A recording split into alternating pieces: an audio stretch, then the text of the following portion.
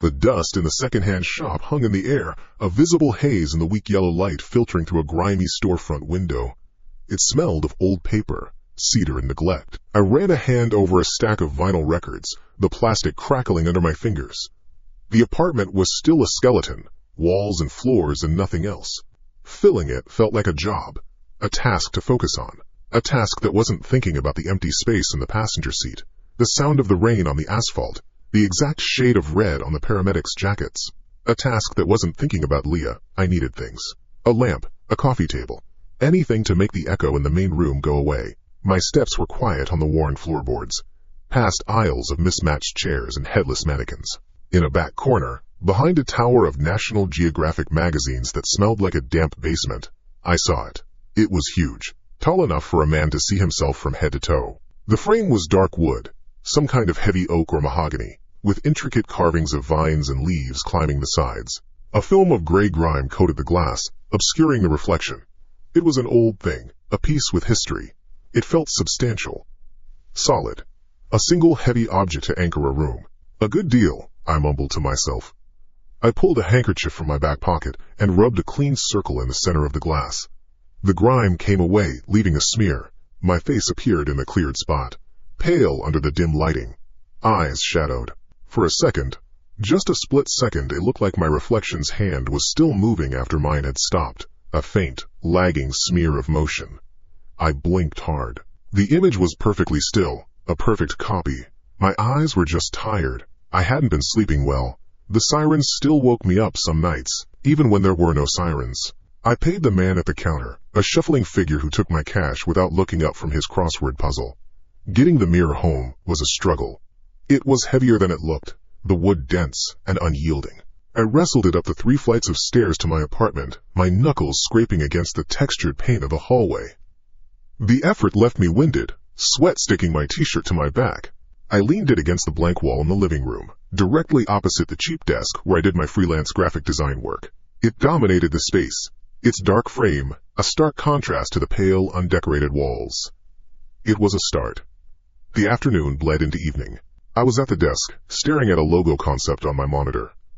The client wanted something modern, but with a classic feel. The words meant nothing. I clicked the mouse, dragged a line, deleted it, typed a response to his email, the words feeling stiff and formal. I could feel frustration building, a hot pressure behind my eyes. I leaned back in my chair, sighing, and my gaze fell on the mirror. The man in the glass was smiling. It wasn't a big smile, just a small, smug curve of the lips. The sort of look a person gives when they know a secret. My own mouth was set in a hard, tired line. I stared, my brain refusing to process the contradiction. My face was frowning. The face in the mirror was smiling. For a long, stretched-out second, the 2 images coexisted. Then I frowned deeper, and the smile in the reflection vanished. Instantly, the face in the glass was mine again, perfectly mimicking my own scowl. What the hell? The words were a quiet puff of air in the silent room. I pushed my chair back, the wheels scraping harshly against the floor. I walked over to the mirror, stopping a foot away. I stared into my own eyes. They were just eyes, bloodshot from lack of sleep, but mine. I raised my right hand. The reflection raised its left. I touched my cheek. It touched its cheek. Nothing. It was a mirror. It did what mirrors do. My heart was thumping, a dull, heavy beat against my ribs. I felt a surge of irritation at my own mind, at the tricks it was playing. The stress, the guilt, it was making things fray at the edges. I turned away and went back to my desk, refusing to look at it again. Later, after a dinner I barely tasted, I was on the sofa. The only light came from a single floor lamp in the corner, casting long, distorted shadows. I was reading a book, a thick paperback thriller, the words a meaningless jumble on the page. I was just holding it, going through the motions of a normal evening. The mirror was a dark rectangle in my peripheral vision, a void in the wall. I turned a page. Out of the corner of my eye I saw movement. I didn't look up. I kept my eyes on the book, but my attention was fixed on the glass. The figure in the reflection, the copy of me sitting on a copy of my sofa, lowered its hands. I watched it place the book it was holding onto the surface of the phantom coffee table. The motion was calm, deliberate. I looked down. The real book, the one with physical weight and paper pages, was still resting on my thighs. A cold sensation, sharp and unpleasant, washed over my skin. My breathing hitched. Slowly, I lifted my head and looked directly at the mirror. The man in the glass was no longer looking down. It was looking up, straight at me. Its eyes met mine across the room. Its hands were empty, resting on its knees. It wasn't holding a book. It sat there, a perfect replica of me in every detail, except for the book that was on my lap but not on its. The silence in the room became immense. It felt heavy, pressing in on me. I could hear the faint, high-pitched hum of the refrigerator in the kitchen. I could hear the blood pounding in my ears. I was being watched. I was being watched, by myself. Fear, cold and sharp, cut through the fog of my exhaustion. I couldn't have it in the room. I couldn't sit here, knowing that thing was just there, watching. I had to cover it. My eyes darted around the room. The bedsheet from this morning's laundry was still in a heap on an armchair. That would work. I stood up, my joints feeling stiff. I decided not to turn my back on it. I walked sideways towards the chair, my eyes locked on the figure in the mirror. It watched me move, its head turning to follow my progress. It remained seated on the sofa. I grabbed the sheet. It was a plain, white cotton sheet. It felt flimsy in my hands. I held it in front of me like a shield and began to walk towards the mirror. Each step was loud on the hardwood floor. Step. Creak. Step. Creak. The figure in the glass did not move. It just watched me approach, its expression unreadable. 10 feet away. 8. 5. When I was close enough to see the tiny, faded scar above my own right eyebrow on its face, I stopped. I raised my hands, shaking the sheet out. As I lifted my arms, the figure in the mirror mimicked the motion. It raised its own arms, holding a ghostly, non-existent white sheet. We stood there for a heart-stopping moment. Two identical men in a silent standoff, one real, one not, both preparing to cover the other. With a choked sob of effort, I lunged forward and threw the sheet over the mirror. It billowed out and then fell, shrouding the glass in white fabric. The dark, ornate frame was gone. The watching eyes were gone. There was only a blank, white rectangle hanging on the wall. I backed away, my chest heaving, my hands were shaking. I stood in the middle of the room for a full minute, just breathing. In, out, in, out. The room felt normal again, safe. I needed a drink. I went into the kitchen, my legs unsteady. I didn't turn on the light. I fumbled in the dark for a glass, my fingers closing around the cool, smooth surface. I filled it from the tap, the sound of the running water abnormally loud. I drank it all in one go, the cold water a shock to my system. I leaned against the counter, closing my eyes, waiting for the hammering in my chest to subside. It took maybe a minute. 60 seconds. That's all. When I felt calmer, I put the glass in the sink and walked back to the living room. I stopped in the doorway. My blood ran cold. The mirror was uncovered. The white sheet was gone. The dark, polished surface reflected the dim light from the lamp. The empty sofa. The doorway where I stood, frozen. My eyes shot to the armchair where the sheet had been. It was empty. Then, I saw it. The sheet was on the sofa. It wasn't crumpled or thrown there. It was folded. Perfectly. A neat, tight square, placed precisely in the center of the cushion, where I had been sitting just a few minutes before. Sleep did not come. It was a shallow, gray state of half-awareness, where the image of the folded sheet on the sofa burned behind my closed eyelids. I was awake before the sun, the room still submerged in a blue, pre-dawn gloom. My muscles ached. I sat up, swinging my legs over the side of the bed. The floorboards were cold under my bare feet. I did not look towards the living room. I did not need to. I could feel the mirror's presence, a heavy, silent weight against the far wall, like a black hole that swallowed light and sound. I moved through the morning routine on autopilot. The shower was a stream of hot water on my skin. Nothing more. Brushing my teeth, I watched my face in the small, clean medicine cabinet mirror. My reflection was tired, pale. It did what I did. It spit when I spit. There were no tricks here. No smiles. It was just a piece of silvered glass. The thought was meant to be comforting. It wasn't. In the kitchen, I poured coffee into a mug. The liquid was black and bitter. I leaned against the counter and drank it, my gaze fixed on the wall in front of me, a blank stretch of beige paint. I needed to get out. I had a deadline, a real task, something to anchor me in the real world. Keys. I needed my car keys. I ran a hand over the smooth, cool granite of the countertop where I always dropped them. Nothing. My eyes scanned the small surface. The mail from yesterday. A salt shaker. No keys. I checked the hook by the door. Empty. Stupid, I mumbled. My own voice sounded thin in the quiet apartment. I patted the pockets of the jeans I was wearing. Nothing. My gaze drifted to the armchair where I had tossed my jacket the day before. I walked over, my bare feet making soft padding sounds on the wood floor. I did not look to my left, where the living room opened up, where the things stood covered and then uncovered. I reached into the jacket's inner pocket. My fingers brushed against the cold, jagged metal of my keys. I pulled them out, the small janitor-style ring clinking softly. I had put them in my jacket. I must have. I just forgot. My memory was shot. The exhaustion was making my brain misfire. I closed my eyes for a second, took a breath. I had to get a grip. I went back to the entryway to put on my shoes. I sat on the small wooden bench, bent over, and began lacing up my old leather boots. The light from the hallway window was stronger now, a pale yellow stripe across the floor. As my eyes adjusted, something caught the light. A line. A pale, thin line on the dark varnish of the hardwood, right near the corner of the entryway that opened into the living room. It was just a few feet from the mirror's position. I stopped lacing my shoe. I leaned closer, my hands on my knees. It was a scratch. It was long and perfectly straight, as if something metal had been dragged with force across the floor. It was fresh. The wood inside the scratch was a pale, raw color, not yet darkened by dust or air.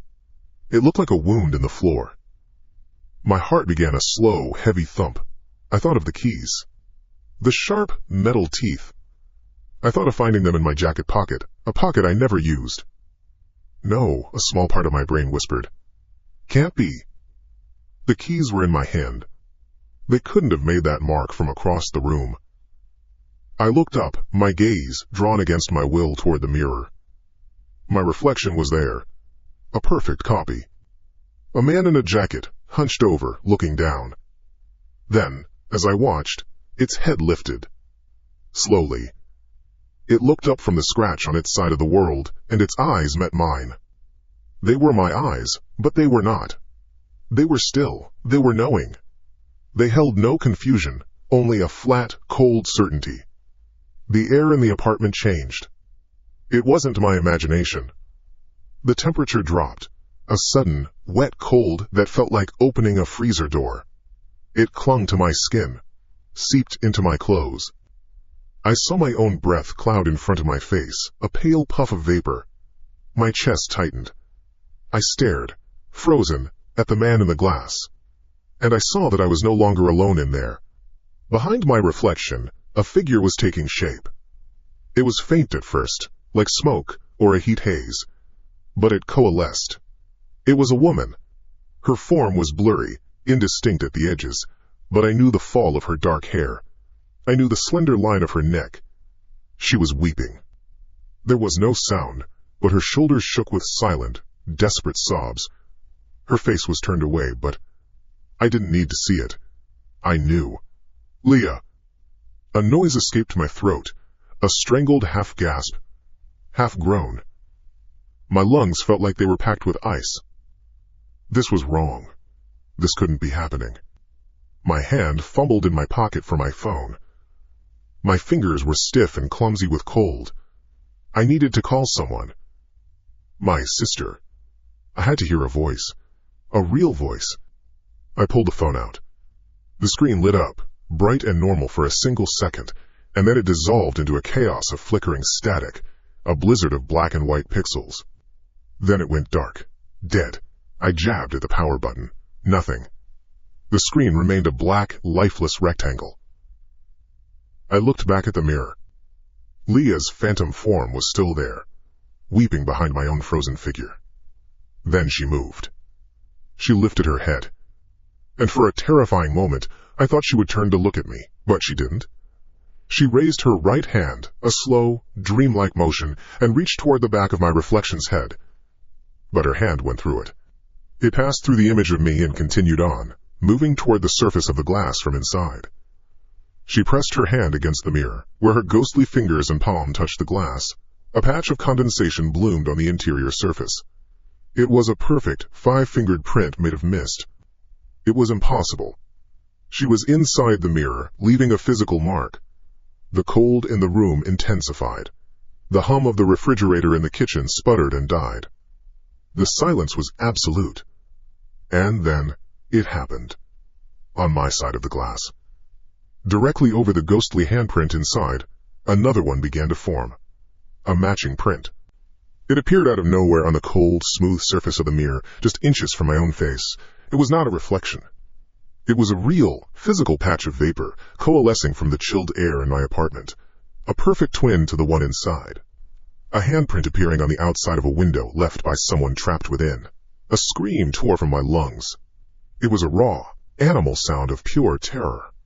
I threw myself backward, away from it, scrambling over the bench. I landed hard on the floor, my hip striking the wood with a sharp crack of pain. I didn't feel it. I pushed myself backward, my boots scrabbling for purchase, my eyes locked on the mirror. I was watching myself from the floor, watching myself watch a ghost. Both handprints, the one inside and the one outside, began to fade.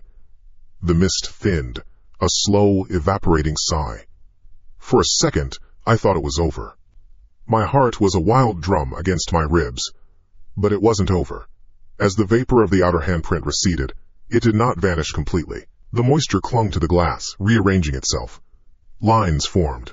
Curves took shape. It was writing. The condensation was forming a word. It wasn't being written from the outside. It was emerging from within itself. A message delivered by the cold itself. 4 letters. Stark and clear against the dark, polished glass. Liar. I did not go home. I couldn't. The word liar was burned onto my retinas. The image of the handprint forming out of the cold. I drove. I had no destination. The engine was a low hum. The world outside the windshield a meaningless blur of strip malls and traffic lights. I was running, but there was nowhere to go. The thing from the mirror was in my head now, a passenger I couldn't eject. Eventually, I found myself in the parking lot of a generic coffee chain. The sign glowed a cheerful, corporate green. It was a place of absolute normalcy, of students with laptops and mothers with strollers. It was an anchor. I needed an anchor. I left the car and walked inside. The chime of the door a sound from a different, saner world. The air inside smelled of burnt coffee beans and sugar. I ordered the largest black coffee they had, my voice a low rasp. The barista didn't notice. I found a small table in a corner, my back to the wall. I set the steaming cup down. The ceramic was hot against my cold fingers. I opened my laptop, the startup chimes startlingly loud in my frayed state. I had work to do. A presentation to finish. Deadlines were real. Code was logical. It was a world of rules and consequences I understood. I could lose myself in it. I had to. For an hour, it worked. I forced my mind into the familiar channels of data and design. I typed. I deleted. I retyped. My focus was a tight, narrow beam. The noise of the cafe became a distant hum. My coffee grew cold. I was just a man working in a coffee shop. That's all. The apartment, the mirror, the word. They were symptoms. Stress. Trauma. Guilt. I hadn't slept properly in months. Since the accident. My mind was playing tricks on me. That scratch on the floor? I probably made it myself moving furniture and forgot. The handprint? Condensation from the sudden temperature drop. The word. A trick of the light on the fading vapor. Leah. My mind had conjured her out of grief. I was sick. I needed help. I need to call Dr. Albright, I thought, the mantra forming a steady rhythm in my head. I'll call her tomorrow. I need to make an appointment. I need a therapist. The thought was a lifeline. It was a diagnosis. It was an explanation that didn't involve impossible things. I felt a sudden cold spot on the back of my neck, a distinct prickling of the skin. My fingers paused on the keyboard. I didn't turn. My eyes flickered up, catching the reflection of the wall behind me in the dark screen of my laptop. I could just make out the circular metal grill of an air conditioning vent. It was the A/C. Just the AC. I took a sip of my cold coffee. It tasted like dirt. My phone, lying screen down on the table, vibrated. The buzz was violent against the wood, a sudden, angry sound that made my heart jump into my throat. I stared at it. Another text from my sister, probably. Annoyed I hadn't called. My hand was unsteady as I reached for it and turned it over. Unknown number. My blood went cold. My thumb hovered over the green icon. Don't answer. It's a wrong number. It's a telemarketer. My thumb pressed the screen. I raised the phone to my ear. Silence. I could hear the faint electronic hiss of an open line. I could hear the sounds of the coffee shop, muffled and distant through my other ear. I said nothing. I waited. Then, a sound came through the receiver. It was a long, slow exhalation. A woman's sigh, heavy with a weariness that felt ancient. It was a sound I knew. A sound I had heard 1,000 times on the other side of the bed in the middle of the night. A current of ice shot down my spine. Then, the whisper. It was barely a breath, so quiet, I wasn't sure I'd heard it at all.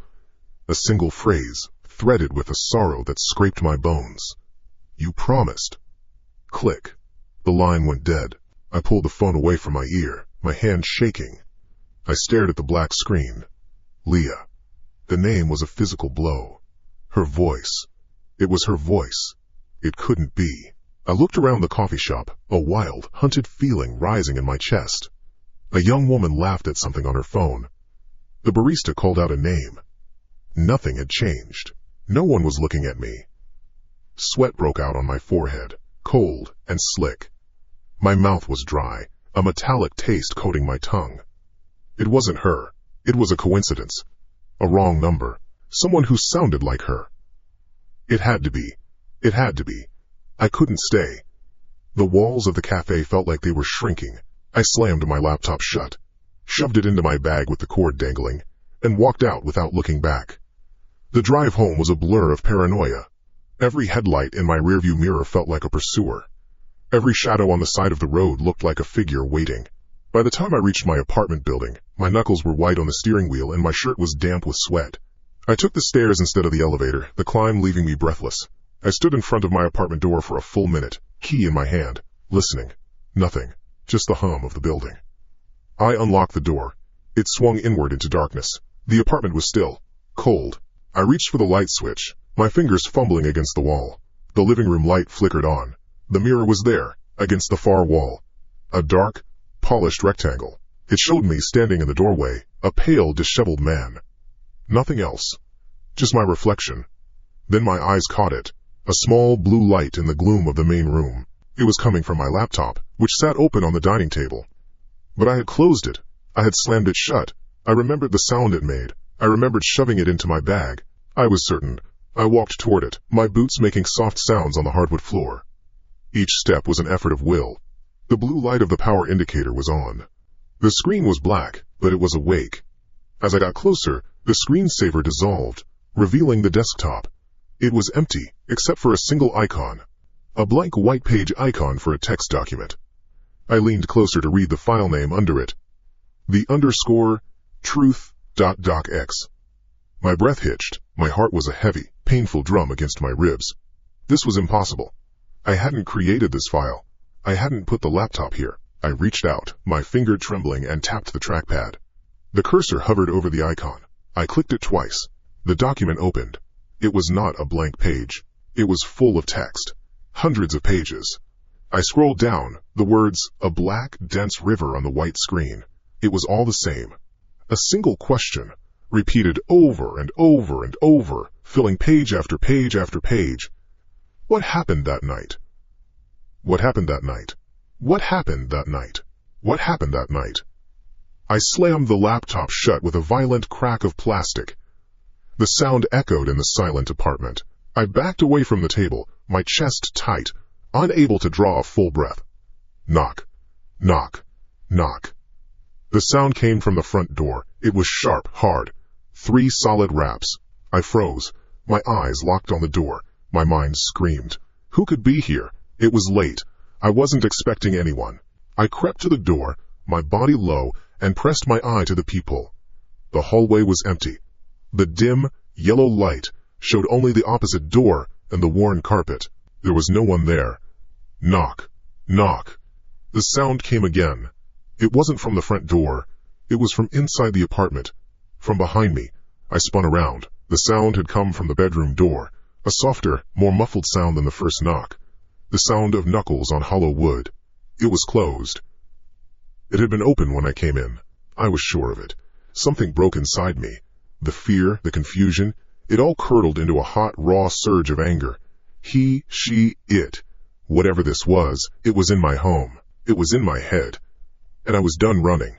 I stormed toward the bedroom door and threw it open, the knob slamming against the wall. The room was dark, lit only by the ambient light from the living room.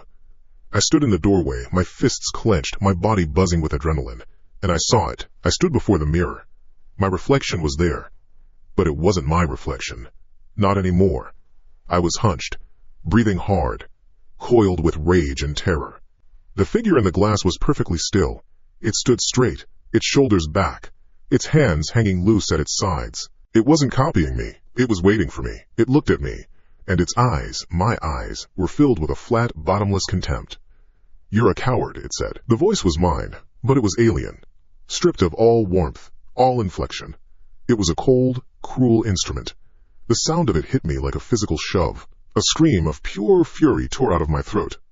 I looked around, my eyes wild, and saw the heavy ceramic lamp on the nightstand. I lunged for it, ripping the cord from the wall. I turned and threw it with all my strength, aiming directly for the center of the mirror, for that hateful face. I would shatter it. I would destroy it. The lamp flew. For a split second it was on a perfect trajectory. Then it was as if it hit a wall of thick, unseen jelly. It veered sharply to the right, impossibly, and smashed against the plaster wall beside the mirror. It exploded in a shower of ceramic shards and bent metal. The sound was deafening in the small room. The mirror was untouched. The figure in the glass watched the pieces of the lamp clatter to the floor. Then its lips curled into a smirk. It wasn't a smile. It was a predator's expression, a display of teeth. It was silent, but I could feel the laugh in the air. "You think she's haunting you?" the figure said, its voice dripping with mocking pity. "You think you're the victim?" It raised its right hand. I felt it. A pressure on my throat, cold. It wasn't a hand, not made of flesh. It was like a band of ice, tightening. My airway closed. I clawed at my own neck, my fingers finding only my skin. I couldn't breathe. My lungs burned. Black spots danced in my vision. I staggered back, choking, my eyes wide with terror, fixed on the man in the mirror. The figure leaned forward until its face was pressed against the glass from the other side, its features distorted. Its cold eyes stared directly into mine. "You don't remember, do you?" it whispered, the voice now a low, intimate hiss that was louder than the rushing in my ears. Pathetic. The pressure on my throat tightened, a final, crushing vice. "I'll make you remember." Air flooded my lungs in a ragged, burning gasp. I fell to my knees, hands clawing at my throat where the pressure had been. There was nothing there. Just my own skin, cold and damp. My breath came in choked, painful sobs. Shards of ceramic from the shattered lamp dug into my kneecaps through my jeans. I barely felt it. My eyes were fixed on the mirror. The man in the glass was no longer smirking.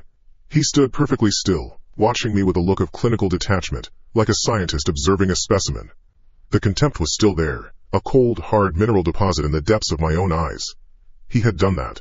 He had reached out of his world of reversed images and put his hands on me. The thought was a crack running through the foundation of my reality. I scrambled backwards, my hands skittering across the floor, pushing me away. Away from the bedroom.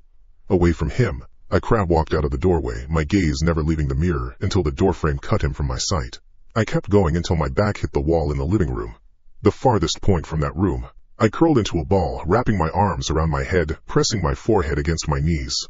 The hardwood was cold against my cheek. I stayed there. I didn't know for how long. Time had come loose from its moorings. There was only the thudding of my heart and the thin, high-pitched ringing in my ears. Sleep was not an option. It wasn't even a concept. It was a luxury from a life I no longer lived. I sat there in the dark, my body a tight knot of tremors. My mind kept replaying his words. "You think you're the victim? You don't remember, do you?" I tried. I squeezed my eyes shut and tried to force the memory of that night to the surface. The night of the accident. It was all I had, the official story. The one I told the police, the one I told my sister, the one I told myself in the dark. It came in flashes, worn smooth from terrified repetition. Headlights. A yellow glare cutting through the darkness. A scream. Leah's. A sharp, high sound cut short. Then, the sickening crunch of metal on metal. A universe of sound and pain compressed into a single violent second. Then, nothing. Blackness. Waking up in a hospital bed with a white-hot fire in my leg and a hole in my life where Leah used to be. That was it. That was the memory. It was clean. Tragic. Simple. A drunk driver had crossed the center line. It wasn't my fault. The ringing in my ears was changing. It was no longer a high, steady tone. It was deepening, finding a new rhythm. A low hum. It felt like it was coming from the floorboards, vibrating up through my spine. I pressed my ear against the wood. It was louder there.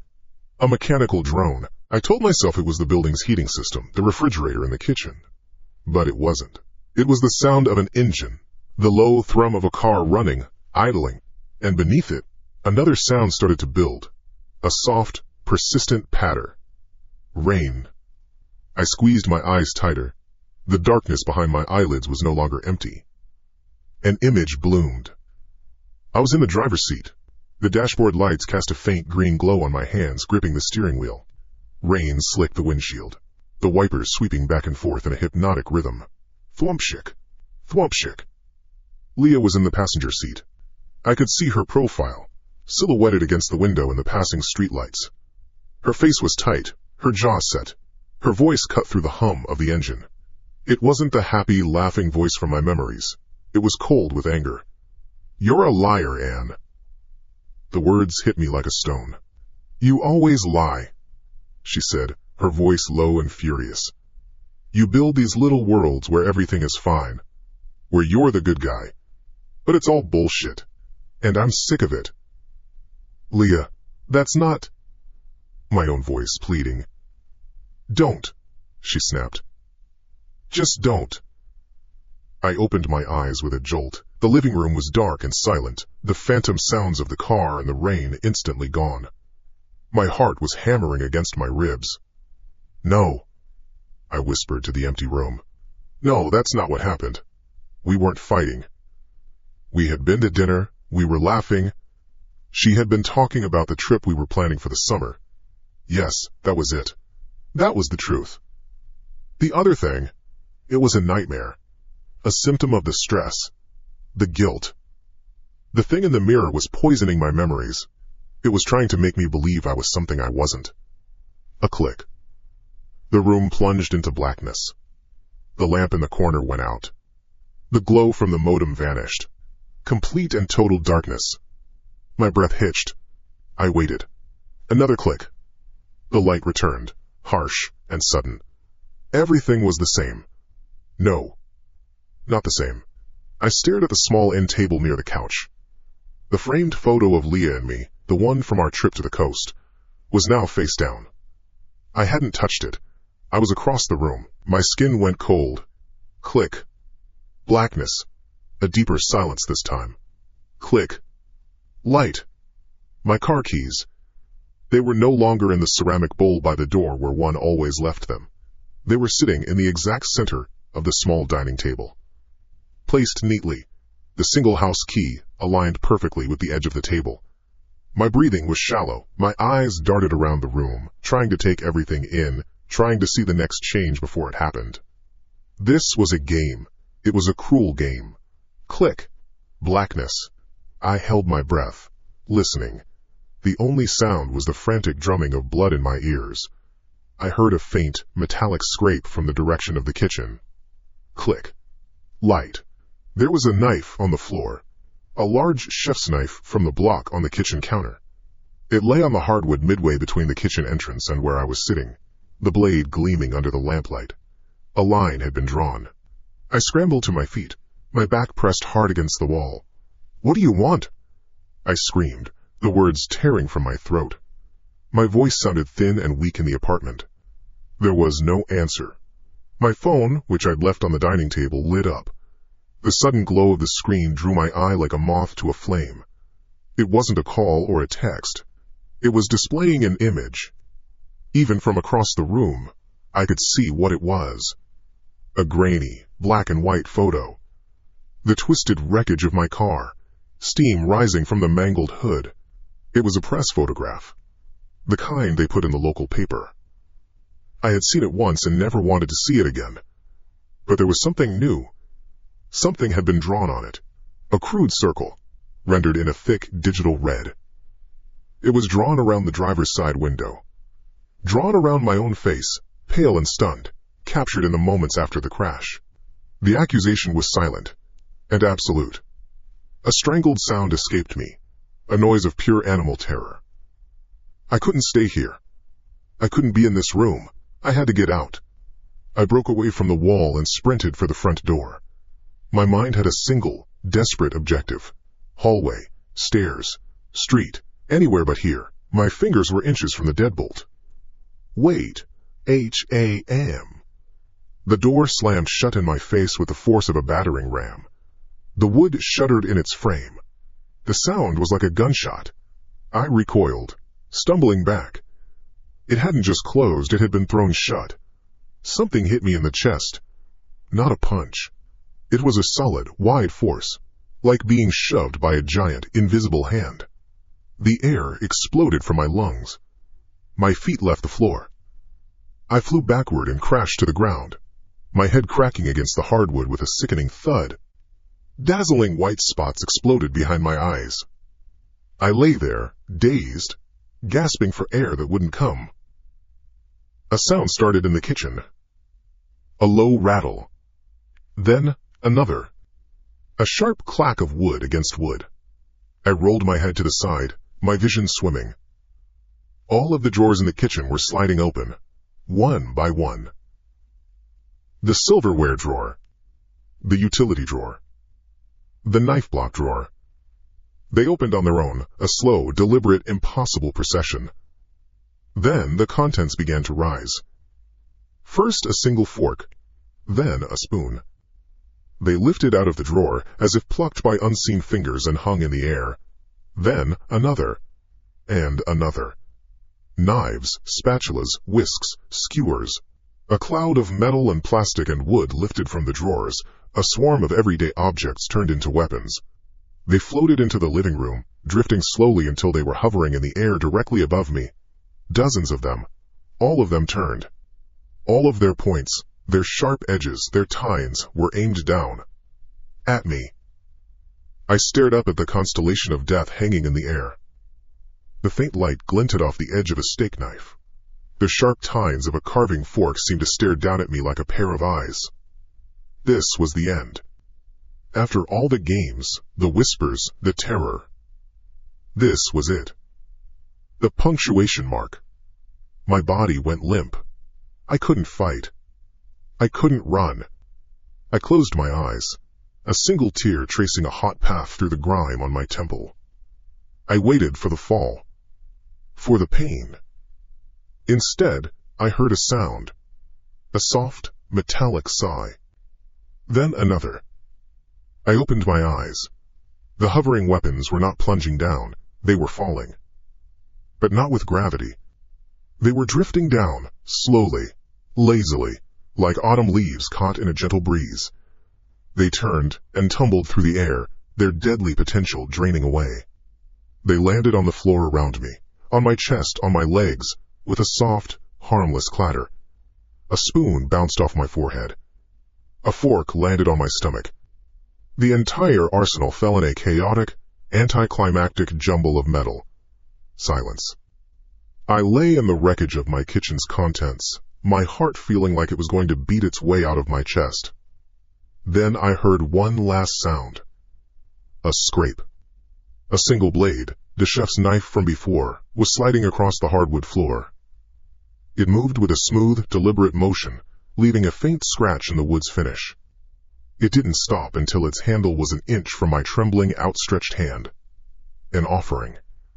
An invitation. A voice whispered. It wasn't just in my head anymore. It wasn't from the bedroom. It was everywhere, in the air itself, a cold resonance that vibrated in my bones. It was my voice. His voice. Not yet. The whisper coiled around me. You have to remember. My limbs were disconnected from my will. A puppet with cut strings. I lay on the hardwood, surrounded by the kitchen's guts. A metal spoon rested on my cheek. It's cold, a small, specific point of sensation in the overwhelming storm of what had just happened. My eyes were fixed on the chef's knife. Its handle, smooth and black, was inches from my fingers. An offering. An invitation. A tremor started in my hand. It traveled up my arm, a current re-energizing a dead circuit. My fingers, stiff and waxy, twitched. They crept across the floor, leaving faint trails in the dust. They closed around the handle. It felt solid, real. A piece of the world that followed the rules. I pushed myself up, first to my elbows, then to a sitting position. The scattered knives and forks around me clattered softly. The world was a mess of potential weapons, all of them inert. Harmless. His voice, my voice, still echoed in the room. Not yet. You have to remember. Remember what? The headlights. The screech of tires. Leah's scream. That was the memory. That was the truth. This was a poison seeping into it. I got to my feet. Every muscle protested. A low, burning ache from the fall. My head throbbed where it had hit the floor.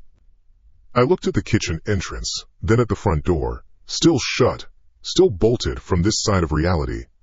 And then I looked towards the bedroom, towards the source. It was a simple equation. A contamination. The only solution was to remove the contaminant. Get it out of my house. Get it out of my life. The thought was a flare of purpose in the fog of terror. No more, I muttered, my voice a raw croak. I walked towards the bedroom. My own footsteps sounded loud in the apartment. Each one a deliberate act of defiance. The air grew colder as I approached the doorway. I stopped on the threshold and looked in. The mirror stood against the far wall. Innocuous. A simple piece of furniture. My reflection was a stranger. A man I barely recognized, face pale and smeared with grime, hair matted with sweat, clothes rumpled. His eyes were wide pits of exhaustion and fear. He looked like prey. He wasn't smirking, he was just watching me, waiting. You're coming out, I said to him, to the glass, to the object itself. I stepped into the room and grabbed the thick, ornate frame. My plan was simple. Drag it out. Drag it down the hall, down the elevator, out to the dumpster in the alley behind the building. The end. I pulled. Nothing happened. It was like pulling on a mountain. An insane weight held it to the floor. Shit, I grunted, planting my feet wider. This wasn't right. I'd carried it in here myself just a few weeks ago. It had been heavy, but manageable. Now it felt fused to the building's foundation. It felt like it owned the space it occupied. Move, I snarled through clenched teeth. I put my back into it, my sneakers squealing for purchase on the wood floor. The muscles in my legs and shoulders knotted, burning. Sweat dripped from my forehead and stung my eyes. A low, animal grunt tore itself from my throat. For a second there was only the strain, the furious, hopeless effort against an immovable object. Then, with a deep groan of stressed wood, it shifted. A single inch. The sound was a victory. I readjusted my grip, my fingers raw against the carved edges of the frame. I pulled again, throwing every ounce of my weight into it. Scrape. It moved another foot. A wave of cold air washed over me, not from a vent but from the wall space behind the mirror. It smelled of dust and something else. Something stale and old, like a room sealed for a century. I didn't stop. I couldn't. I pivoted, turning the mirror's bulk, and began to drag it out of the bedroom. It fought me the whole way, its weight a living, stubborn thing. It scraped a long, ugly gouge into the hardwood floor, a scar I'd have to explain later. Right now, I didn't care. Out in the living room, the pile of cutlery was still there, a weird metal sculpture of a madman's last moments. I dragged the mirror around it. Thud. Scrape. Thud. Each sound was an exertion. I wrestled it to the front door, fumbled with the locks and pulled it open. The hallway was waiting. Long, beige and utterly silent. The doors to my neighbors' apartments were all closed. 3B, 3C, 3D. A row of silent witnesses. The light from the overhead fixtures cast a sickly yellow glow on everything. It felt longer than I remembered. I pulled the mirror out into the hall, letting my own door swing shut behind me. The latch clicked, and the sound was unnervingly loud. I started down the hall toward the elevator bank at the far end. The mirror was a dead weight, a coffin I was dragging to its grave. The sound of its frame scraping along the cheap carpet was the only noise in the universe. Scrap. Pause. Breathe. Scrap. I was halfway down the hall when I heard a soft click from behind me. I froze. I looked over my shoulder. The light fixture at the very end of the hall, the one nearest my apartment, was out. The space around my door was now a pool of shadow. My heart hammered against my ribs. No, I breathed. I started moving faster, pulling frantically, the mirror bumping and jolting behind me. Click. The next light went out. The darkness was closer now, advancing down the hall like a rising tide. I could feel it on my back. I wasn't just dragging the mirror anymore. I was running from the darkness it had created. I didn't dare look back again. I fixed my eyes on the metal doors of the elevator. The button. I needed to hit the button. Scrap. Thud. Click. Another light gone. The shadows were 30 feet away. 20. I reached the elevator bank, my lungs burning. I let go of the mirror and slammed my palm against the down button. It didn't light up. I hit it again. And again. A desperate, frantic drumming. Come on. Come on. Come on. Click. The last light in the hallway behind me vanished. Now there was only the single fixture directly above my head, and the encroaching blackness. I could feel a pressure in the air, a drop in temperature. I jabbed the button one last time. Ding! The sound was the most beautiful thing I had ever heard. The button lit up. The door slid open with a pneumatic hiss. There was no time to be careful. I grabbed the mirror and heaved its bulk into the elevator car. An edge caught on the door frame, and I shoved with all my remaining strength. It crashed into the back wall of the car. I scrambled in after it just as the doors began to slide shut. For a split second, through the closing gap, I saw the hallway outside. It was completely black. A cave. Then the doors met with a solid thump, sealing me inside. I sagged against the cool metal wall, gasping for air. My whole body trembled with adrenaline and effort. I had done it. I had actually done it. My reflection looked back at me from the polished steel of the elevator doors, a distorted, funhouse version of myself. It was ugly, but it was just me, alone. The car hummed as it descended. Lobby. Then, B1. The basement. The doors opened onto a concrete corridor. The air was damp and smelled of mildew and refuse. This was the building's underbelly. I wrestled the mirror out of the elevator and dragged it down the corridor, following the signs for the trash compactor room. It was a large, grim chamber with 3 massive, industrial green dumpsters lined up against the far wall. The air was thick with the sweet, cloying smell of garbage. I didn't hesitate. I shoved the mirror towards the darkest corner of the room, behind the last dumpster.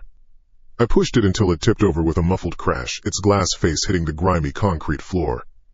I didn't look back to see if it was broken. I didn't want to know. It was gone. That's all that mattered. I turned and ran. I didn't wait for the elevator. I found the door to the stairwell, wrenched it open, and took the steps 2 at a time. My footsteps echoed loudly on the concrete. Floor 1. Floor 2. The door to my floor. I burst back into the hallway. The lights were on again, every single one of them casting their jaundiced glow. It was just a normal, empty hallway. I fumbled for my keys, my hand shaking so badly it took 3 tries to get the key into the lock. It finally turned. I threw the door open, stumbled inside, and slammed it shut behind me. I didn't just lock it. I threw the deadbolt.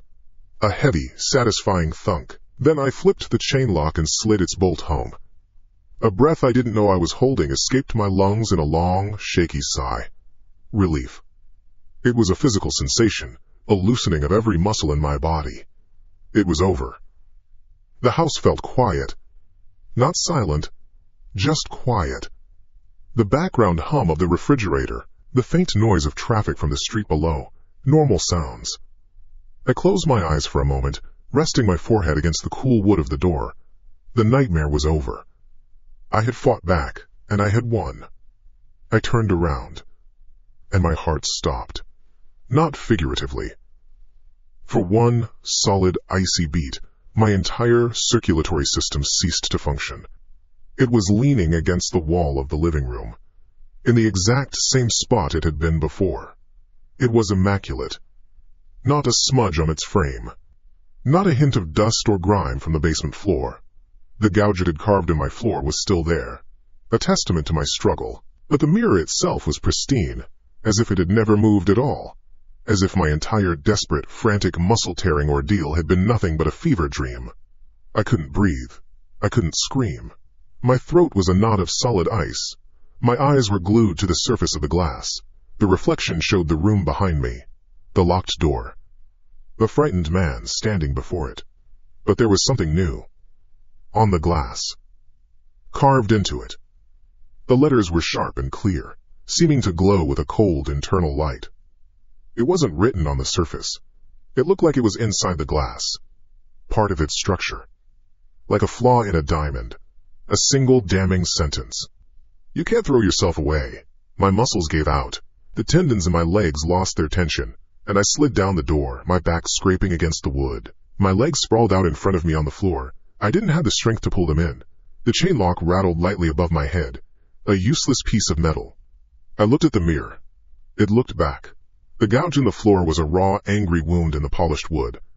A long, deep scratch leading from the living room, through the doorway, down the hall that no longer existed, and then back again. My body was the proof. Every muscle fiber screamed with the memory of the effort, a deep, burning ache that felt more real than the air I was breathing. I had done it. I had moved it.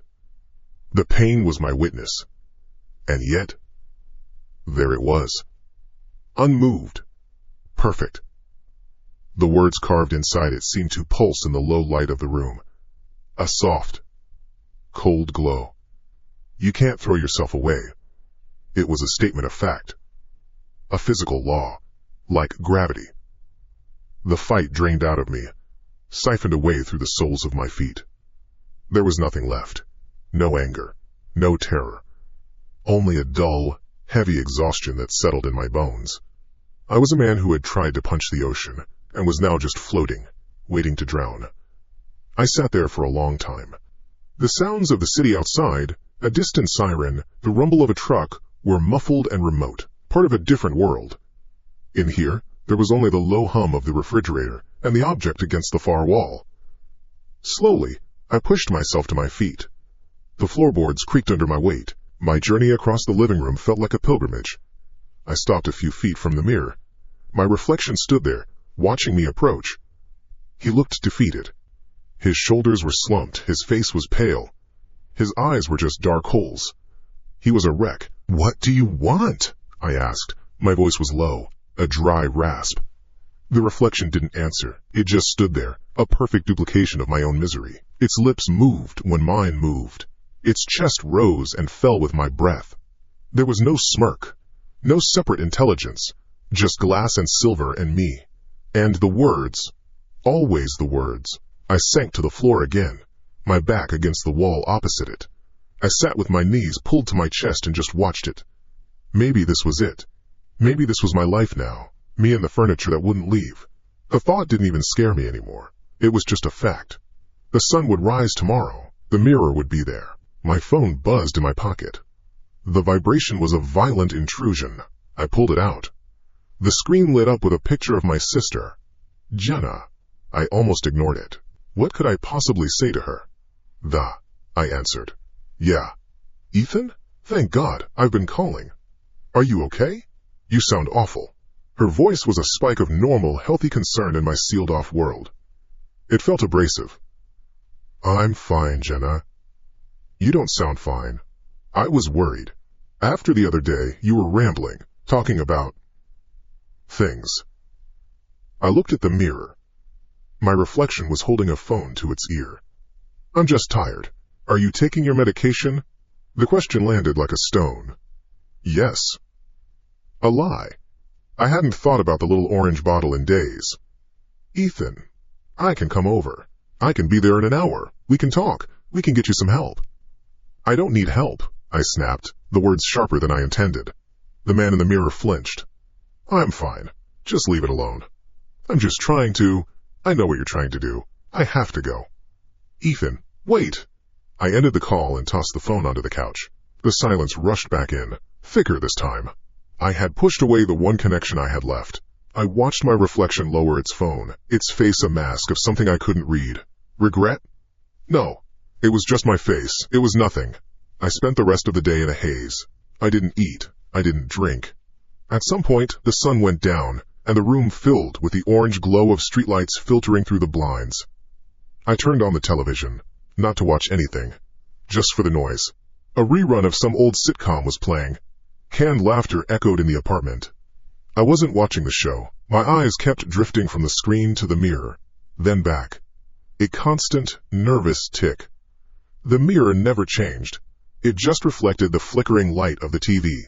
After an hour, I turned the television off. The screen went black. A perfect, dark rectangle. And for a single, heart-stopping second, he was there. It wasn't my reflection. My reflection should have been me, sitting on the beat-up armchair, looking at the television. But the image in the dark screen was of him, sitting on my couch, the couch to my right. He was lounging, one arm slung casually over the back cushions, his head tilted as he stared directly at me. At where I was sitting. My breath hitched. My head whipped to the right. The couch was empty. The cushions were undisturbed. Just an old, faded floral pattern. I snapped my gaze back to the TV screen. It was normal again. It showed the reflection of my armchair, the lamp behind it, and me, a dark shape turning his head back towards the screen. The other figure was gone. It had never been there. My skin went cold. A sweat broke out on my neck. That wasn't the mirror. The mirror had rules. It was contained. This was different. The glass of the TV was a dozen feet away from the goddamn thing. Was it spreading? A contamination. A sickness seeping out from the frame and into every reflective surface in my home. Was he out? The thought was a jolt of electricity. I scrambled to my feet. Panic, cold and sharp, cut through the fog of my resignation. This was a new phase. A new rule. No surface was safe. I moved with a purpose I hadn't felt since I tried to drag the mirror out. I went to the bathroom first. The square mirror over the sink. I didn't look at it. I kept my eyes fixed on the tile floor as I fumbled in the cabinet for a roll of duct tape and grabbed a towel. I threw the towel over the glass, the terry cloth muffling the image beneath. I taped the edges down with long, savage strips of gray tape, sealing it completely. One down. The kitchen. The microwave door. A small, black window. I unplugged it, turned it around so its door faced the wall. The gleaming chrome of the faucet. The polished steel of the knife block. I saw my own distorted, warped face in everything. I grabbed a dish towel and threw it over the block. My laptop was open on the kitchen counter. Another black screen. I slammed it shut. The click was loud and final. I went through the apartment, room by room, a man on a desperate search for his own image. The glass on a picture frame. The dark screen of my phone, which I placed face down. I pulled the blinds tight in every window, plunging the apartment into near total darkness, relieved only by thin slivers of orange light from the street. When I was done, I stood in the center of the living room, breathing hard. The room was a mess of covered objects and strange angles. It was a fortress. I had blinded him. I had cut off his lines of sight. I was safe. I slid down to the floor, my back against the couch, facing the front door. I would not look at the far wall where the main mirror stood. I didn't need to. I knew it was there. But in the deep shadows, it was just a shape. Powerless. I sat in the dark, listening. The hum of the refrigerator. The distant whine of traffic. The creak of the building settling. Normal sounds. I focused on them. I counted my breaths. In, out, in, out. The frantic drumming of my heart began to slow.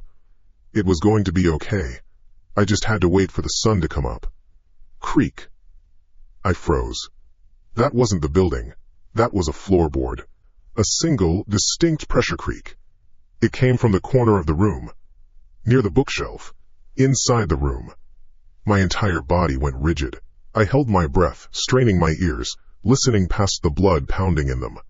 It had to be my imagination. The house was old.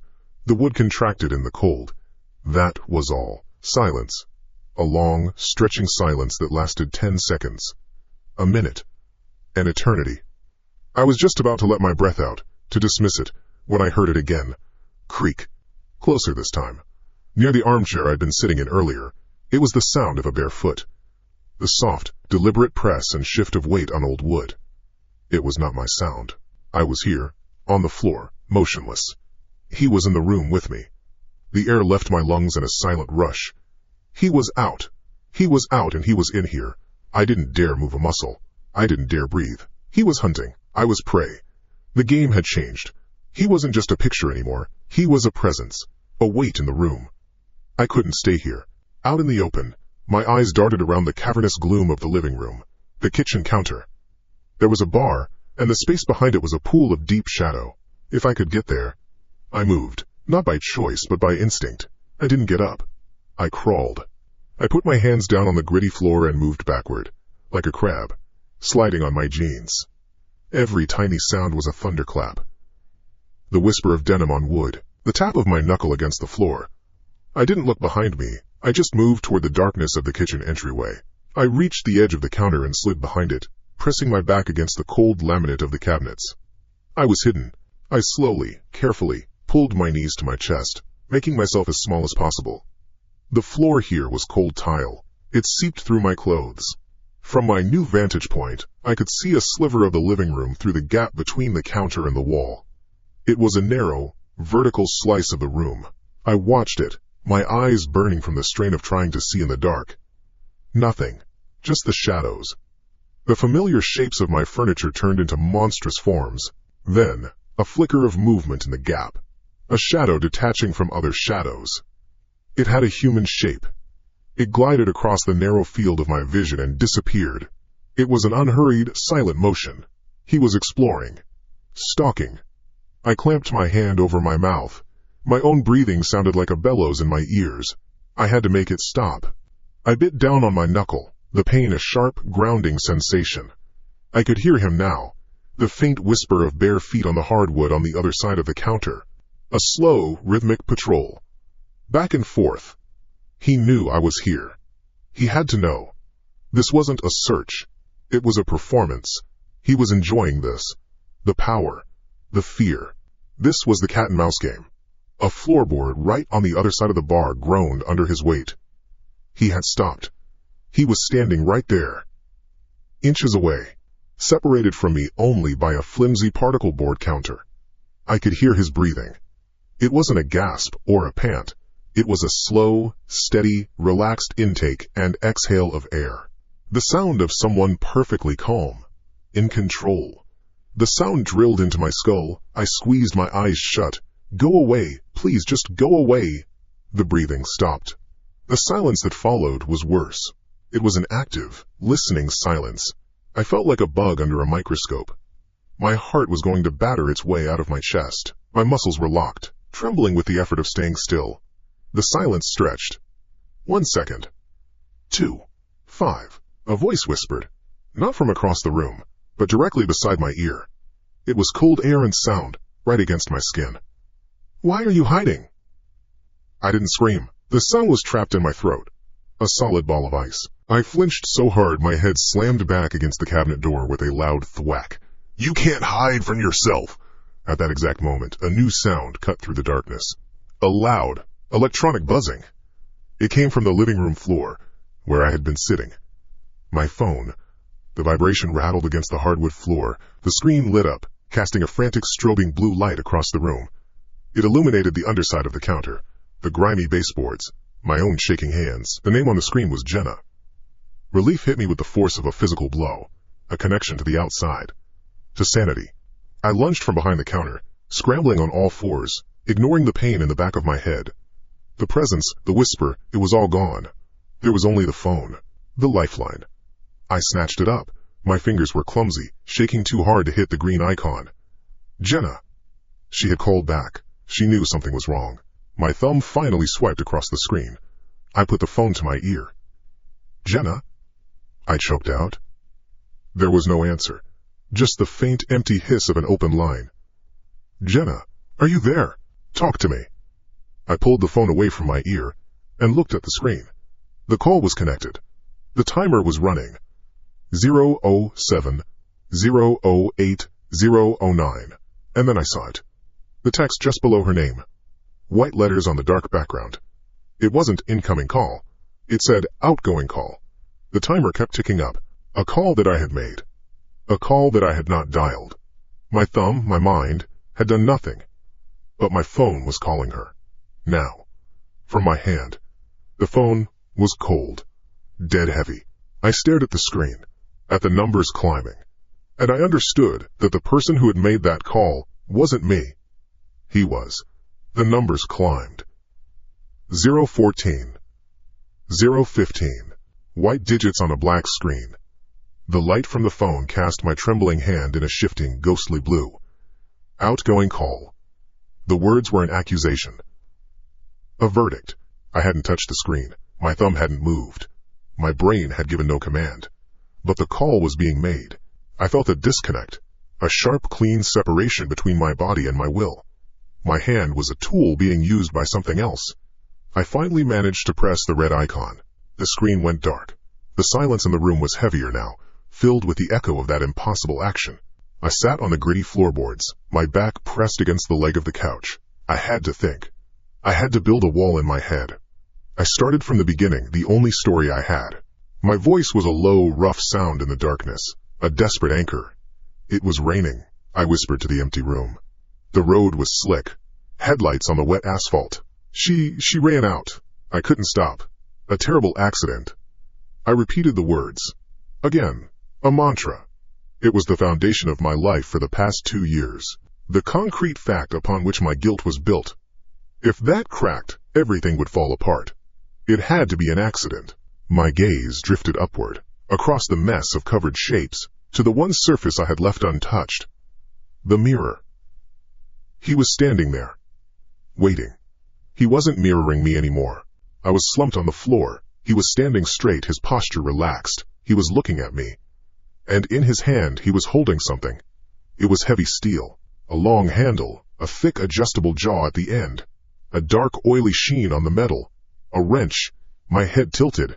I didn't own a tool like that. I had a small kit with a hammer and some screwdrivers somewhere in a kitchen drawer, but not that. That was a mechanic's tool. Heavy. Solid. He raised it slightly, letting the dim light from the window blinds catch the metal. A flash, not of light but of memory, seared the inside of my skull. It wasn't a thought, it was a pure sensory burst. A sound. The sound wasn't a dull thud, not the sickening crunch of a car bumper against a body. It was a sharp, wet crack, like a thick, green branch snapping in half.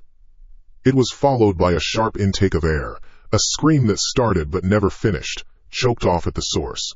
I recoiled, scrambling backward on my hands until my back hit the wall. The impact jarred my teeth. No, I breathed, shaking my head. No, it wasn't like that. It was the car. An accident. My own voice sounded thin, a lie even to my own ears. In the mirror, the figure watched my pathetic denial. There was no expression on his face. He simply opened his hand. The wrench fell. It made no sound as it dropped inside the world of the glass, disappearing below the frame. A loud clang of metal on wood echoed through my apartment. My breath caught. The sound had come from in here. From my room, my eye shot down to the floor, near the armchair where I'd been sitting earlier. There it lay, perfectly still on the hardwood floor, a heavy wrench, oily steel, and on the jaw a dark, smeared stain. It wasn't rust, it was too dark, too thick. The air in the room grew cold. The corners seemed to soften. The straight lines of the walls looked fluid for a second, like looking through old, warped glass. A siren wailed in the far distance, a lonely sound that passed by and faded, leaving the heavy quiet behind. My phone screen lit up again. It wasn't a call. It was a text message. The small screen glowed with an intensity that hurt my eyes. The sender's name was just one word: Lynn. My heart hammered against my ribs. A wild bird trapped in a cage. My hand shook so badly I could barely read the words below her name. I'm waiting for you here. Here. The word was a spike of ice. Here? Where? Here, in the apartment? Here, in the darkness with me? I couldn't breathe. I was a man in a locked room, and the killer was handing me pieces of the weapon, one by one. Tell me. The voice came from the mirror. It was no whisper. It was a clear, calm command. It vibrated in the floorboards. I looked at him, at my own face, now filled with a cold, terrifying authority. Tell you what? My own voice was a cracked whimper. Tell me why you argued, he commanded. On the side of the road. Before the rain. We didn't argue.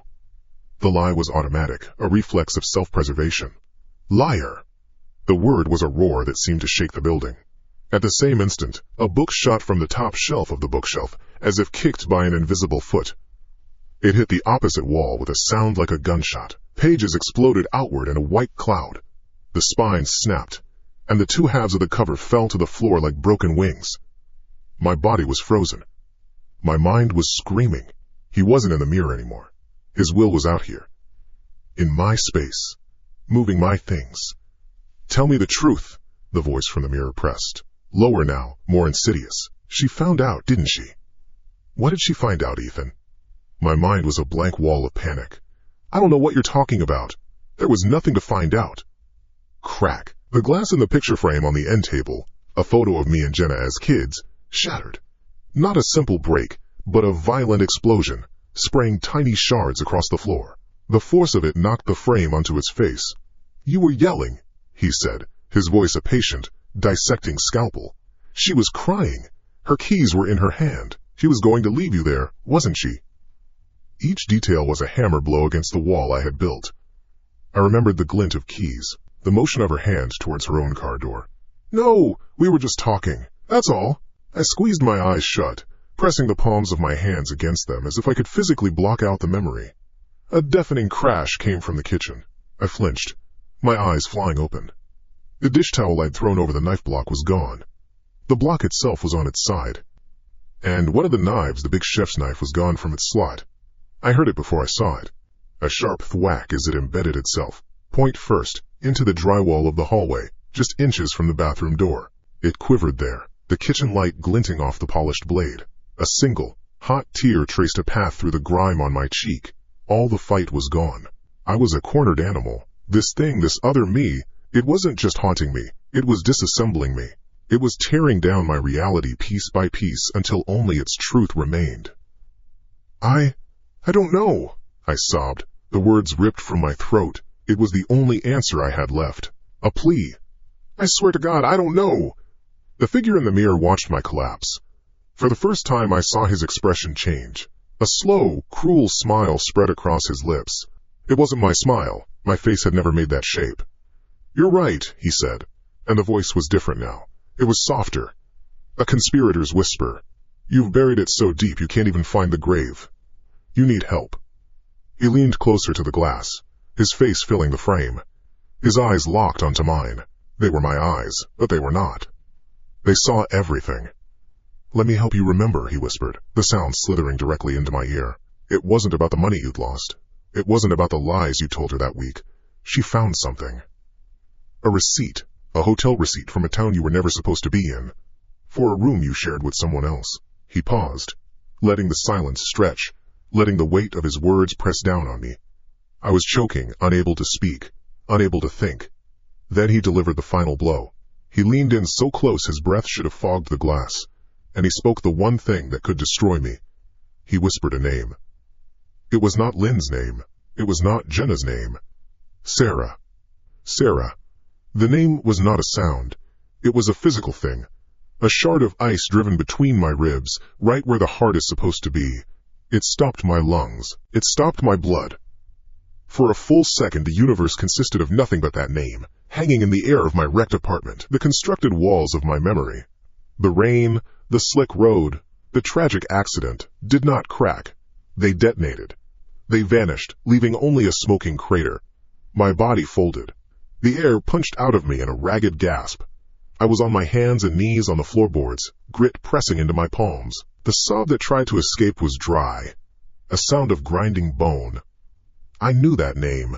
I knew it in a place deeper than memory, a place of pure cellular knowledge. This couldn't continue. The thought wasn't a decision, it was a biological imperative, like the need to breathe. Whether it was a spirit in the glass or a sickness in my head, the distinction no longer mattered. A cancer had to be cut out. The source had to be destroyed. My head came up. My eyes, burning and wet, scanned the chaotic landscape of my living room. The overturned frame. The shattered book. The knife in the wall. My gaze snagged on something in the far corner, half hidden by a stack of old newspapers. It was long, wooden, familiar. An old Louisville Slugger, from a life that felt like it belonged to someone else. High school. Summer afternoons. The clean, satisfying crack of a well-hit ball. The floorboards groaned under my weight as I pushed myself up. Each step was a conscious effort, a command sent down a wire that felt frayed and loose. My legs shook, my hand closed around the bat's neck. The wood was solid, cool, real. I felt the worn grain, the faint stickiness of the old grip tape. It weighed almost nothing, and everything at once. I hefted it, letting the barrel rest on my shoulder. It was a good weight, a solid weight. I turned back to the mirror. He was waiting. He wasn't leaning forward anymore. He wasn't whispering. He stood perfectly still, his posture identical to mine now. He held no wrench, no tool. His hands were empty. He watched me, watched the bat on my shoulder. His expression was not one of fear.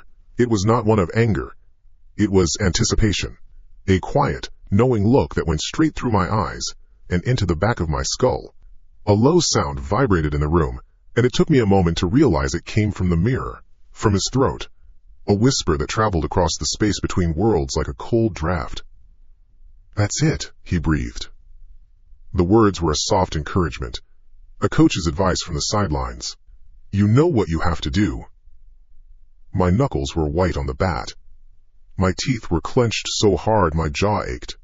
This thing was inviting its own destruction. It was mocking me with its calm. "Shut up," I hissed, the words tearing at my throat. He took a step forward, mirroring my own slight shift in weight.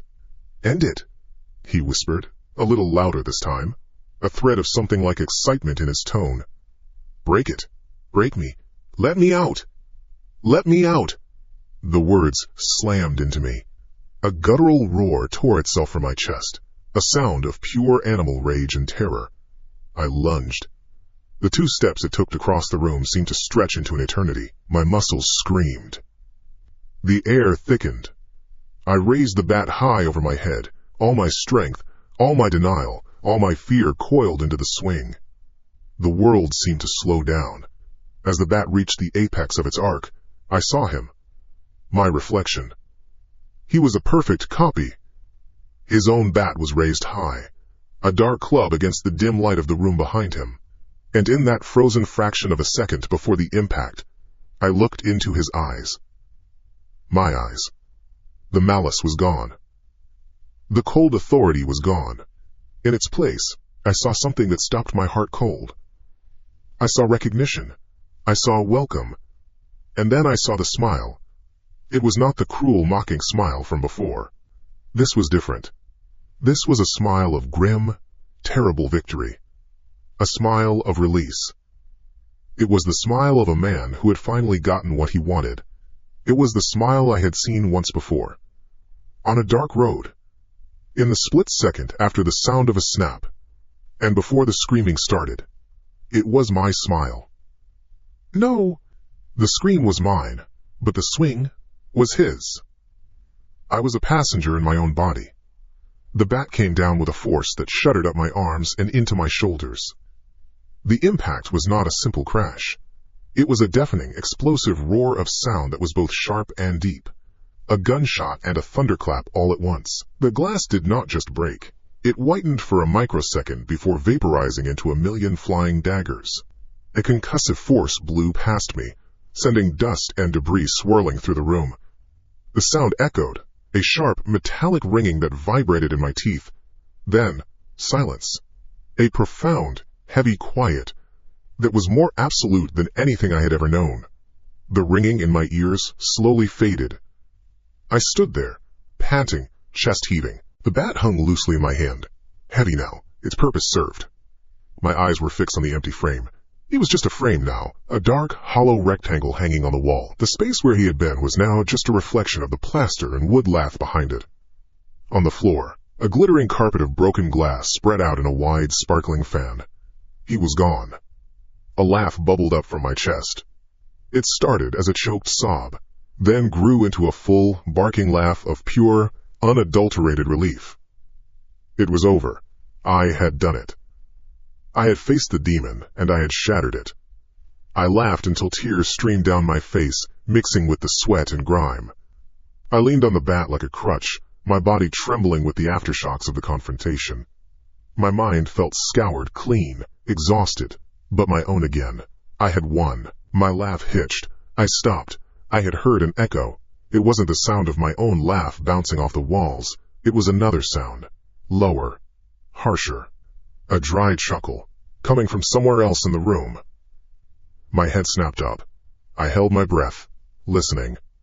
The only sound was the frantic drumming of my own heart. I must have imagined it. The stress. The adrenaline. There it was again. A quiet, knowing laugh. My blood ran cold. Slowly, I turned my head. Not towards the broken mirror. I turned towards the large picture window that looked out onto the street. During the day, it filled the apartment with light. At night, it was a sheet of black, reflective glass. And he was there, printed on the darkness like a photograph. My own shape, my own face. He was looking right at me. And he was laughing. His shoulders shook with silent, triumphant mirth. A wave of nausea washed over me. I took a stumbling step back, my barefoot landing in the spill of water from the overturned glass on the floor. I looked down. In the small murky puddle on the hardwood, a tiny version of his face looked up at me. He was still smiling. "No," I whispered. The word had no force. It was the plea of a man already condemned. I scrambled away, a crab-like motion of pure panic. My eyes darted around the room, searching for any surface, any place that wasn't tarnished by his image. The polished steel of the standing lamp. He was there. A thin, distorted line that smiled. The dark screen of the television. He was there. A gray phantom in the electronic void. I fled. I ran from the room, my feet crunching on the broken glass. I didn't feel the cuts. I burst into the bathroom and slammed the door behind me, fumbling for the lock. My hand found the light switch and flipped it on.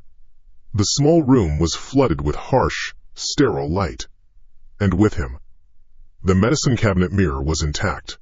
He stood in it, his expression calm now, his laughing fit over. He watched me with a look of detached pity. But it wasn't just there. I looked down. The floor was covered in the fine, glittering dust of the shattered picture frame from the living room, the one with the photo of me and Jenna. And it was also littered with shards from the main mirror that my panicked retreat had kicked into the hallway and beyond. Thousands of them. Hundreds of tiny, jagged pieces of silvered glass. And in every single one, a piece of him looked back. A sliver of an eye. The curve of a smiling lip. The edge of a shoulder.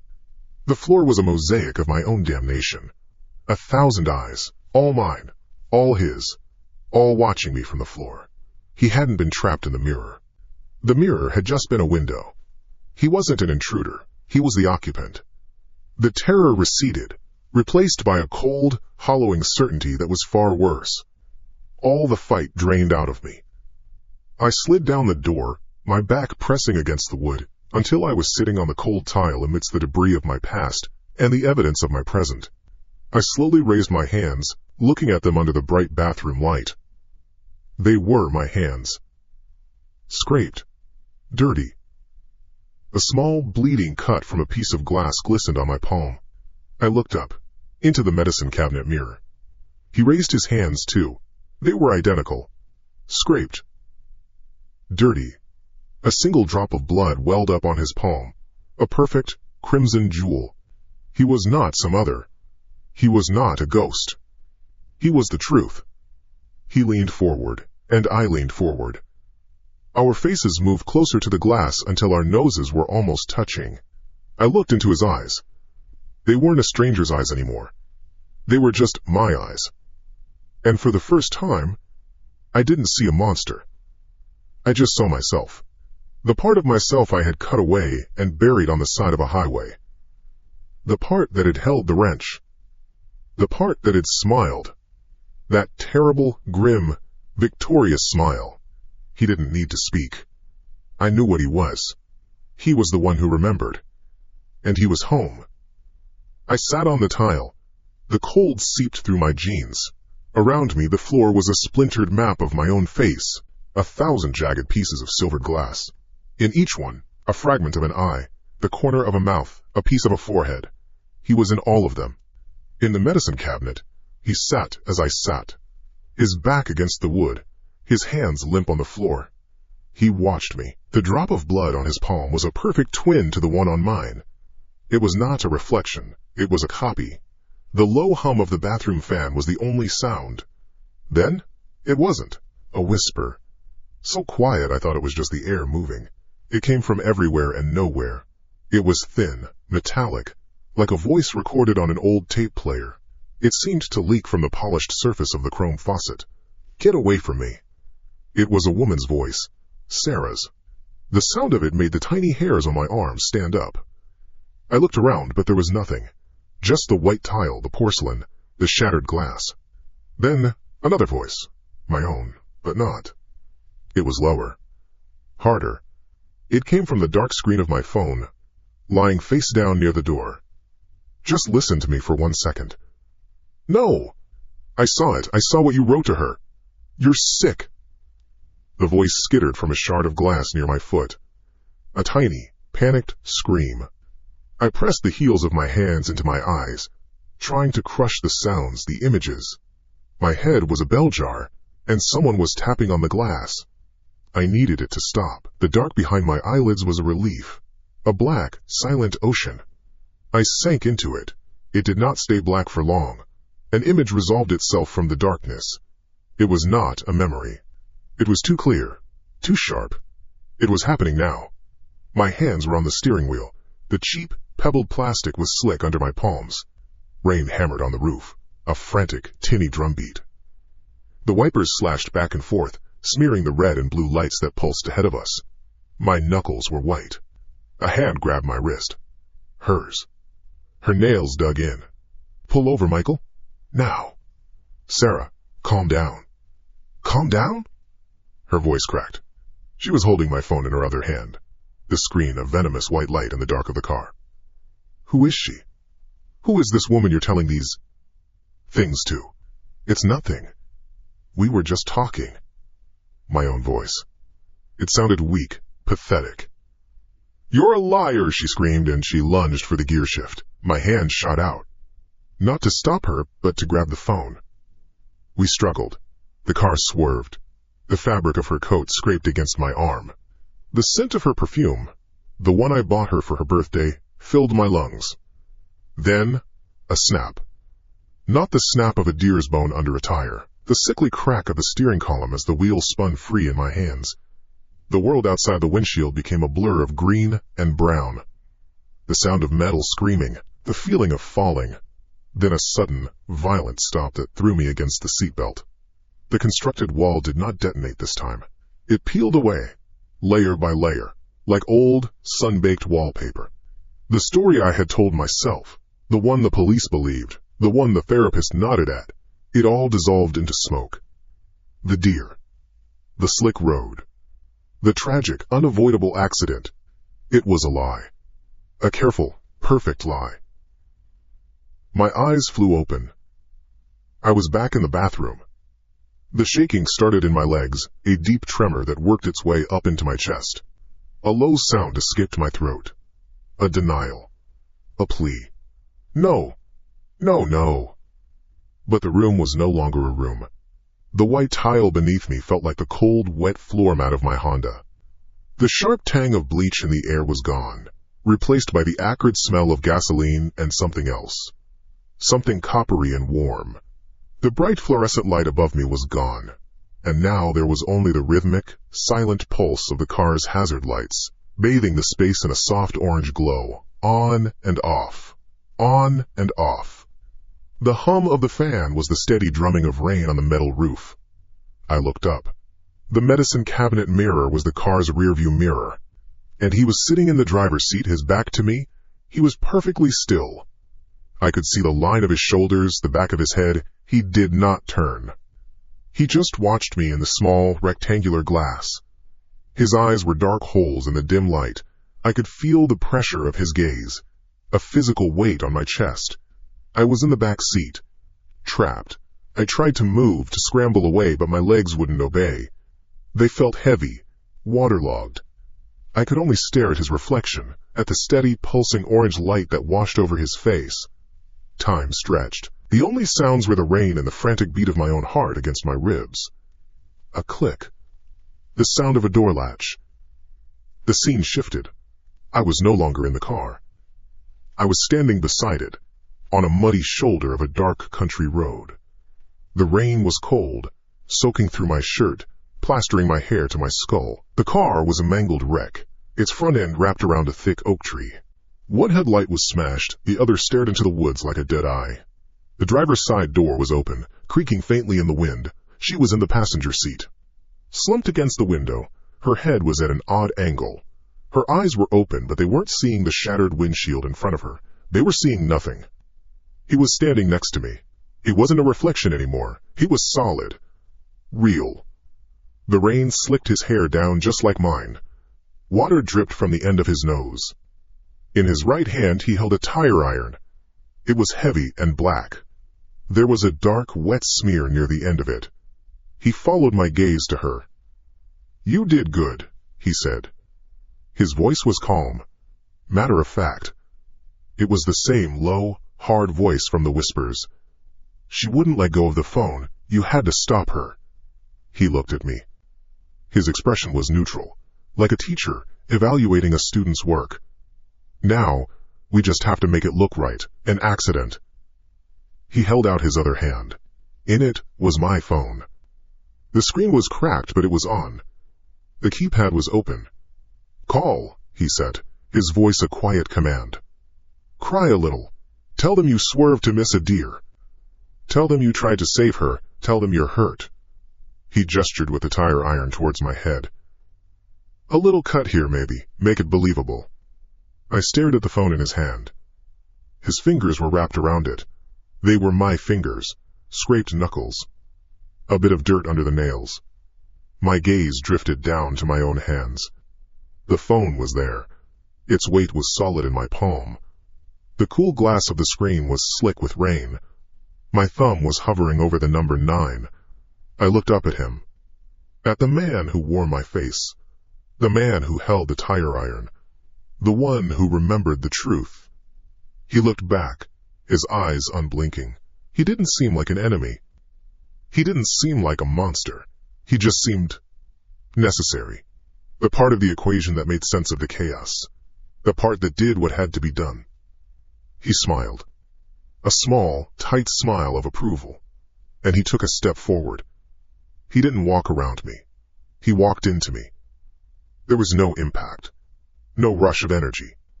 Just a profound and sudden quiet inside my head. The frantic second voice that had been screaming, "No, no, no," simply went silent. The feeling of being watched vanished. The shaking in my legs stopped. The cold of the rain faded away, not into warmth but into nothing.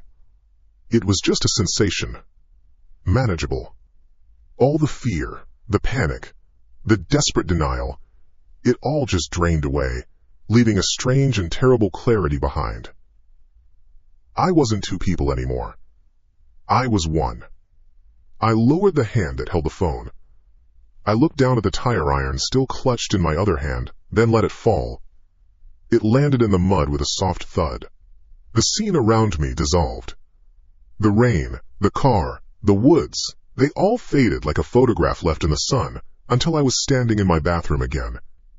The floor was still covered in broken glass. The light was still on. I stood up. My movement was steady, deliberate.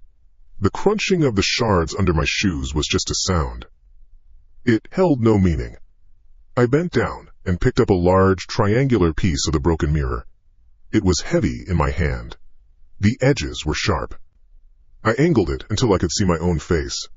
There was no one else there. No ghostly double. No leering phantom. Just me. My eyes looked back at my eyes. There was no terror in them. No confusion. Just a calm, settled focus. I looked tired. I needed a shower. I noticed the small, dried track of a tear on my cheek and wiped it away with the back of my hand. Then, I smiled. It wasn't a laugh. It wasn't a grimace. It was a simple, quiet smile. The smile of a man who had finally put his house in order. The smile of a man who was no longer fighting with himself. The smile of a man who was whole again. He was home. I stood on a continent of broken glass. The slivers crunched under the soles of my boots. A fine, glittering dust settled on the tile grout. My breath was even. The tremor that had lived in my muscles for months was gone. My hands, held out in front of me, were as steady as stone. I turned them over. The small cut on my right palm from a piece of the mirror had clotted, a dark jewel of dried blood. It was a minor thing, an inconvenience. The first task was containment. The mess. I walked out of the bathroom, each step a deliberate crunch, and went to the hall closet. My movements were fluid, economical. I found the old dustpan and a small hand broom. Back in the bathroom, I started at the edge, by the door, and worked my way in. Sweep. The soft bristle scratching against the tile. Collect. The clatter of glass shards tumbling into the plastic pan. Dump. A cascade of silver and white into the wastebasket. I repeated the process. There was a rhythm to it. Sweep, collect, dump. It was methodical work, the kind that clears the head. My mind wasn't cluttered anymore. The shouting was over. The static had been tuned to a pure, clean signal. The larger pieces I picked up by hand, careful not to slice my fingertips. I saw my face in them. A distorted eye here, a sliver of a cheekbone there. It was just me. Michael. I felt a flicker of something, not annoyance, but a sort of professional impatience. This was sloppy, leaving so much of yourself behind. I made a mental note. Be tidier. Be more careful. I wrapped the large shards in an old newspaper from the bottom of the trash bin before placing them with the others. Can't have the bag tearing. Can't have a janitor or a garbage collector getting cut. That would be a complication. Unnecessary.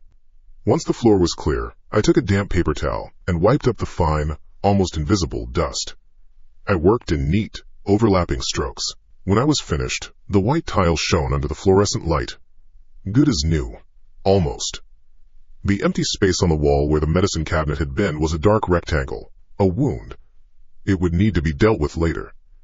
I stepped out into the living room. The air was still. The world outside the thin windows was dark and quiet. My gaze fell on the small end table next to the couch. On it, face down, was the picture frame, the one I'd knocked over earlier. Or had he? It didn't matter. We were the same now. I picked it up. The frame was cheap silver plate, already tarnishing at the corners. I turned it over. Me and Sarah. On a beach somewhere. The sun was bright. She was squinting. A wide, unthinking smile on her face. Her arm was around my shoulder. I looked younger. Softer around the eyes. Weaker.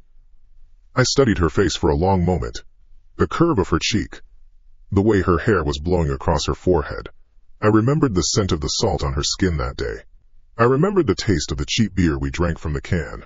The memory was clear, like a photograph. It just didn't have any weight. It was data. An observation. With my thumb and forefinger, I pinched the top edge of the photograph and pulled it from the frame. It was printed on glossy paper. I held it between my hands. Then, with a precise, deliberate motion, I tore it in half. The sound was quiet, a soft rip that cut right through her smiling face. I looked at the two pieces, my half, looking straight ahead, oblivious. Her half, split down the middle. I walked to the kitchen, opened the trash can, and dropped her pieces inside. They landed on top of the newspaper-wrapped glass. I kept my half. I slid it into the back pocket of my jeans. Proof of concept. A starting point. I was hungry. In the refrigerator, behind a container of old takeout and a wilting celery stalk, was a piece of steak from 2 nights ago. I unwrapped it and put it on a plate. I didn't bother using the microwave. I ate it cold, standing over the sink, tearing off pieces with my hands. The cold, chewy fat was pleasant. It was fuel. I could feel the energy moving into my limbs. My body was an engine, and it had been running on fumes for too long. Then I heard it. A sound that cut through the silence of the apartment. Ding dong! The doorbell. It sounded unnaturally loud. An electric shock. I stopped chewing. I stood perfectly still, listening. A pause. Then, a series of frantic pushes. Ding dong! Ding dong! Ding dong! A voice followed, muffled by the solid wood of the front door. Michael? Mike? Are you in there? It's me, Jess. Pick up your phone. I've been calling for an hour. Jessica. My sister.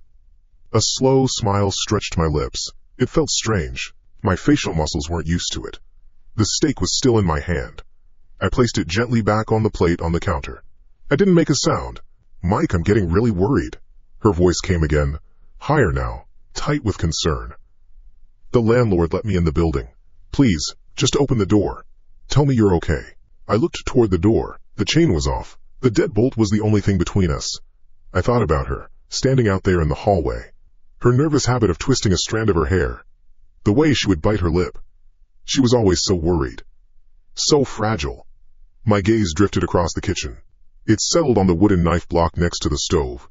The handles of the knives sat in their slots like a row of dark, patient teeth. My hand moved. A separate entity. It went past the paring knife, past the serrated bread knife. It closed around the thick, comfortable handle of the butcher's knife. The 8-inch one. The one I used for carving roasts. The blade was heavy, perfectly balanced. The steel was cold against the skin of my palm. I slipped it from its slot. The metal made a soft sheeting sound against the wood. It was the only sound in the apartment. I held it at my side, the tip pointing toward the floor. I started walking toward the door. My footsteps were silent on the worn rug of the living room. Michael, that's it. I'm calling the police if you don't answer right now. Her voice was shaking now. A threat born of fear. A plea. I reached the door. I put my hand on the deadbolt. My thumb rested on the cold, ridged metal of the turn knob. I brought my eye to the peephole. The world outside was a warped, fish-eye bubble. Jessica stood there, her face pale and distorted. Her phone was pressed to her ear. She was probably listening to my voicemail again. Her other hand was raised, ready to knock. Her brow was furrowed. I could see the frantic pulse beating in the side of her neck. She was alive, so very alive. I took a deep breath. Not of tension, not of fear. It was the breath a swimmer takes before diving into cool, deep water. The air filled my lungs, clean and sharp. I let it out slowly, through my nose. My smile returned, small and private. She was worried about me. She wanted to know if I was okay. I could tell her. I could show her. I was better than okay. I was whole. My thumb and forefinger gripped the deadbolt knob. My other hand held the knife snug against the back of my thigh, hidden from view. With a single smooth movement, I turned the lock. The sound of the bolt sliding back was a heavy, definitive thunk. A sound of permission. A sound of invitation.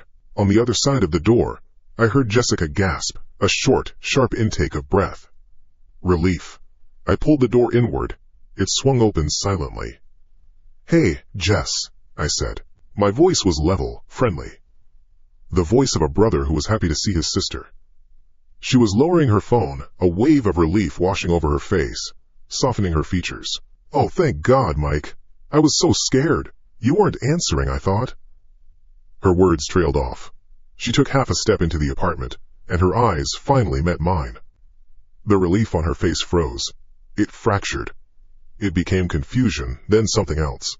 Something colder. She was looking at me, but she wasn't seeing her brother. She was seeing the shape of her brother. The eyes were what gave it away. She was looking, but nothing was looking back. Mike? She whispered. Her voice was a tiny, fragile thing. I didn't answer.